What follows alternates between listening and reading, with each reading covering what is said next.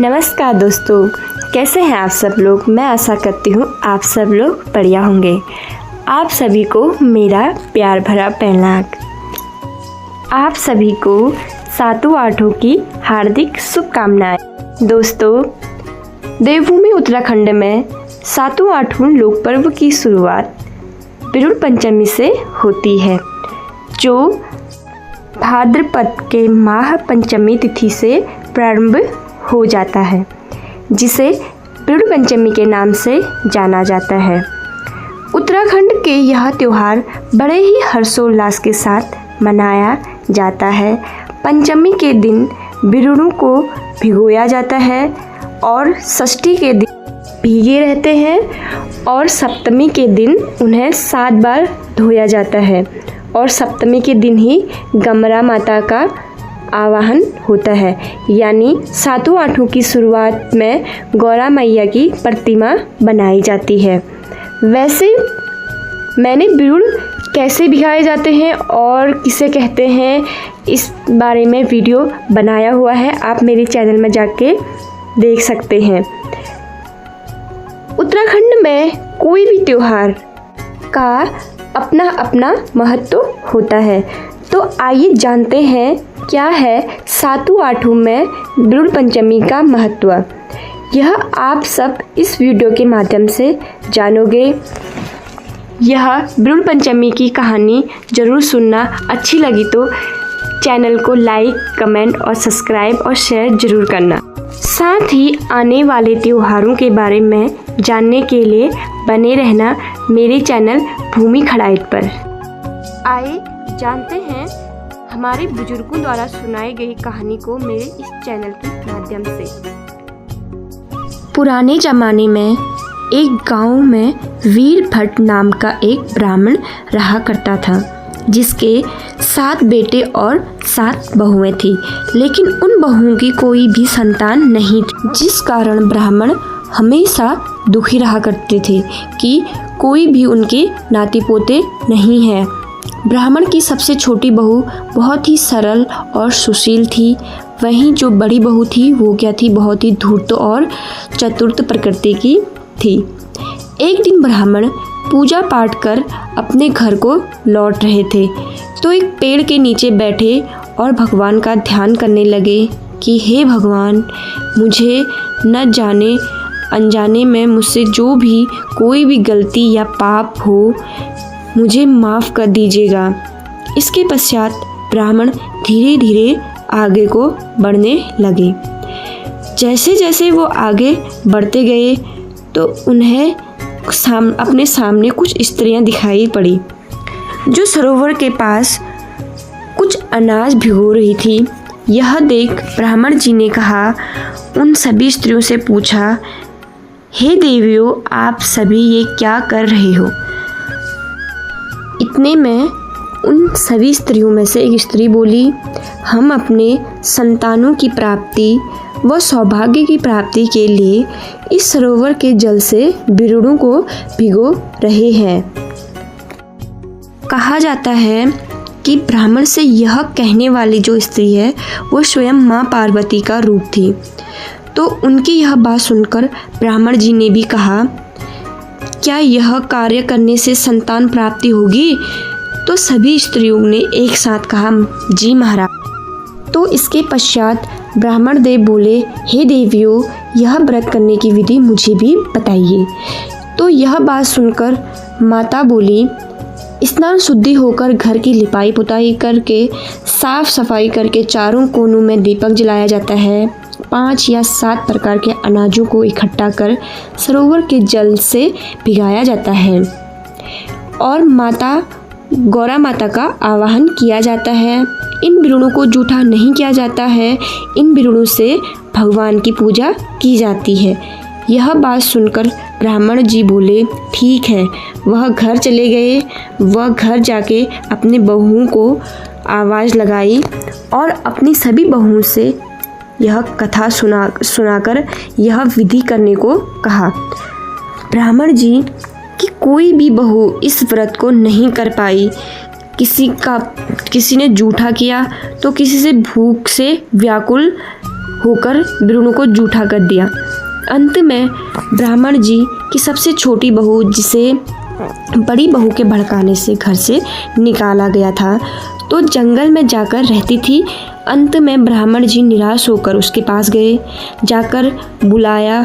वह अपने ससुर जी की आवाज़ सुनकर भागने लगी कि हे भगवान, घर से तो मुझे पहले ही निकाला गया है, पता नहीं अब कौन सा दंड मुझे देने आ गए। तब ब्राह्मण जी ने कहा कि मैं तुम्हें घर ले जाने आया हूँ। घर लाने के बाद ब्राह्मण जी ने पूरी विधि छोटी बहू को बताई और कहा कि ध्यान रखना, ब्रूनो को जूठा नहीं करना है, इससे गौरी मैया का प्रसाद बनेगा।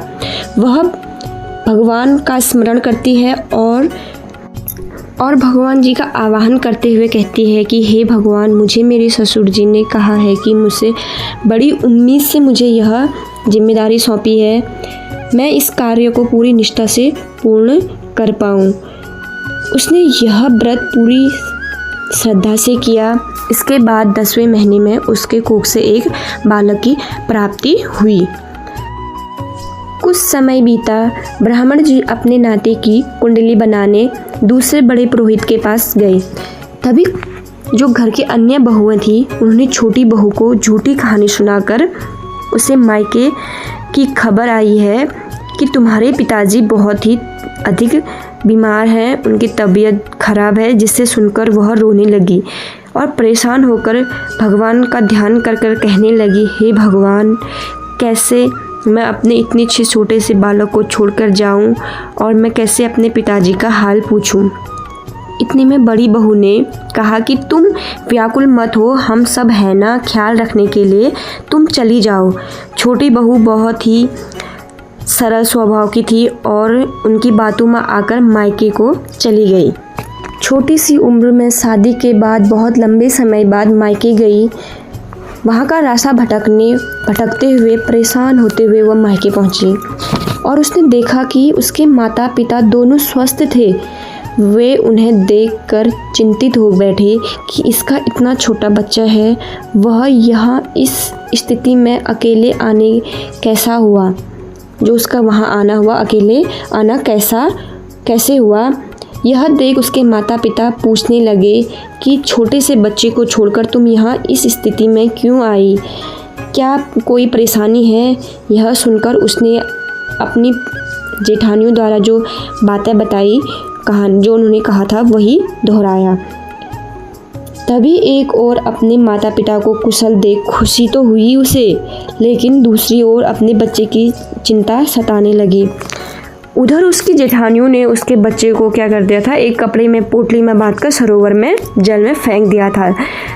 अपनी बेटी को चिंता में देखकर माँ ने अपनी बेटी से कहा, तुम चिंता मत करो, तेरा बालक ठीक होगा। वह उसको एक पोटली दी और कहा कि सरसों के दाने दिए एक पोटली में बांध कर और कहा कि तुम इसे फेंकते हुए जाना, अगर ये हरे भरे हुए और खिले तो सोचना कि मेरा बालक सही है। यह करते करते वह आगे को बढ़ते गई। रास्ते में उसे प्यास लगी तो वह एक सरोवर से जल पीने लगी। वह वही सरोवर था जिस सरोवर में उस ब्राह्मण देव ने स्त्रियों से व्रत की विधि पूछी थी। देखा कि जो गौरा मैया के व्रत के दिन गले में धूप धागा या रक्षा धागा बोलते हैं, वह पहना हुआ था, वो लटक रहा था। तो पानी पीते टाइम जब वो नीचे को झुकी तो उस लटके हुए धागे को पकड़कर एक छोटा सा बालक ऊपर को आता है।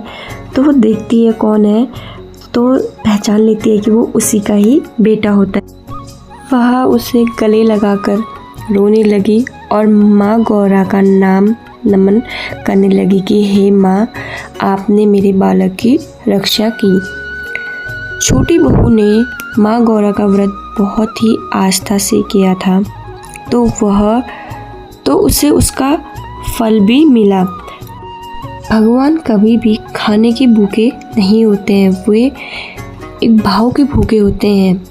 आप जो भी कार्य करोगे अंत में उसका फल अवश्य मिलेगा। अगर अच्छा कार्य करोगे तो उसका फल मीठा होगा, अगर बुरा कार्य करोगे तो उसका अंत भी बुरा ही होगा।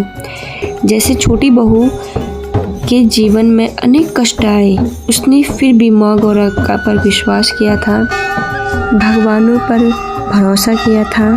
उसके जीवन में अनेक कष्ट होने के बाद भी उसका अंत अच्छा ही होता है।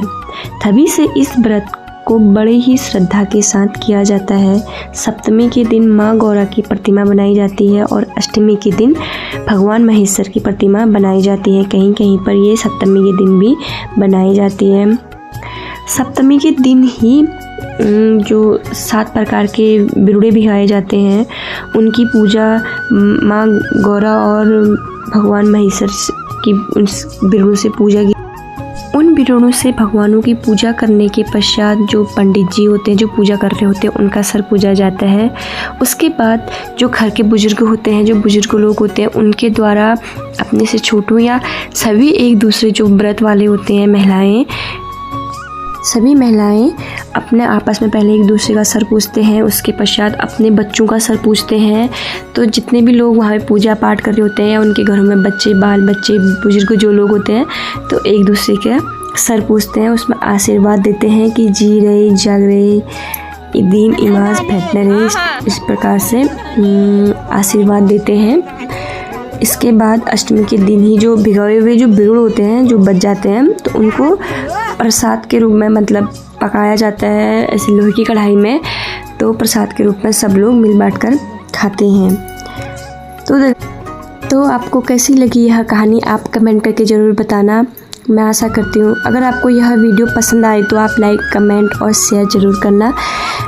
मुझे भी मतलब मोटिवेशन मिलेगा, मैं भी आगे को और नई वीडियो के साथ, नई कहानी कथा के साथ आपके साथ बनी रहूँ। धन्यवाद।